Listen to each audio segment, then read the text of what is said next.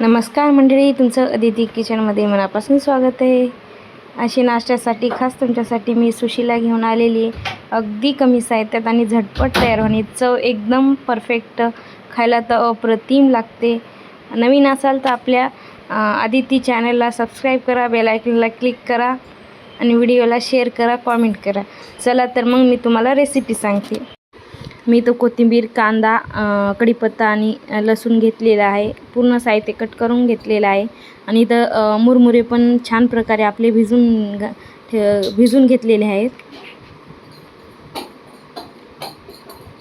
आता गॅसवरती मी कढई ठेवते। कढई छान प्रकारे आपली गरम झालेली आहे। मी एक पळी तेल टाकते त्याच्यामध्ये। तेल छान प्रकारे गरम झाले की आपण मोहरी आणि जिरे टाकून घेऊया। ते छान प्रकारे तडतडले की आपण कांदा कट केलेला टाकून घेऊया। कांद्याला पण छान गोल्डन फ्राय होईपर्यंत आपण तळून घेऊया। घेतलेला लसूण पण टाकून घेतलेला आहे।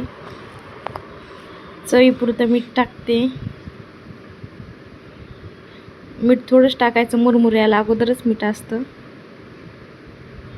5 मिनिटं हलवून घ्यायचा कांदा, आपल्याला मंद आचेवर तळून घ्यायचा।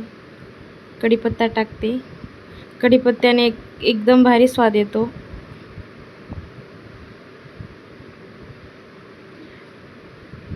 छान प्रकारे आपला कांदा तळून झालेला आहे। आता मी कट केलेली कोथिंबीर पण टाकून घेते।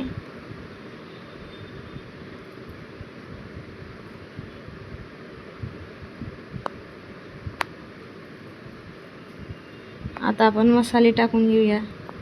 मी तर लाल तिखट टाकून घेतलेलं आहे। हळद टाकली आहे थोडीशी। चटपटी मसाला टाकला आहे थोडा। पूर्ण मसाले मी टाकून घेतले आहेत। आता आपण थोडंसं तळून घेऊया मसाले छान प्रकारे। पूर्ण मसाले तळून झालेत। आता आपण भिजवलेले मुरमुरे टाकून घेऊया।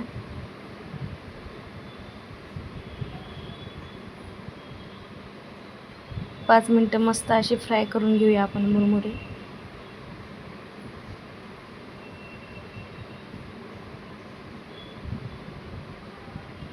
आपले पूर्ण मुरमुरे फ्राय करून झालेले आहेत।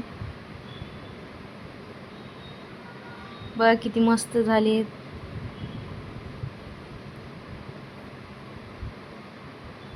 तुम्हाला माझी रेसिपी कशी वाटली कमेंटमध्ये नक्कीच सांगा।